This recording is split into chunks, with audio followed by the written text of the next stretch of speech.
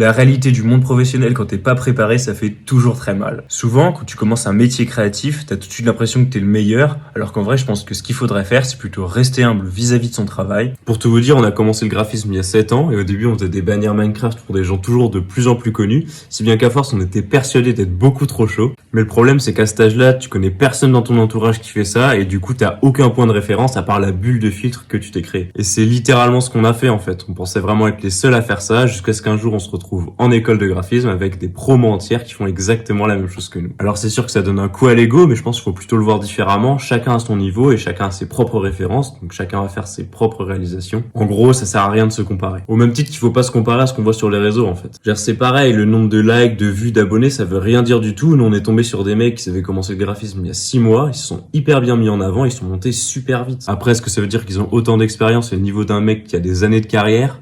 Je suis prêt à parier que t'es déjà tombé sur des comptes de petits artistes sur Instagram à au moins 400 abonnés qui sont bien plus chauds que toi. Donc ça nous prouve bien que les réseaux sociaux et le monde artistique, ça va pas vraiment ensemble. Du coup, aujourd'hui, ce qu'on fait, nous, c'est que dès qu'on voit un artiste qui a pas beaucoup d'abonnés, mais qui mériterait justement plus de visibilité, on va pas hésiter à le repartager en story. Alors pas forcément pour en attendre en retour, mais plus pour la beauté de le voir monter et gagner en abonnés.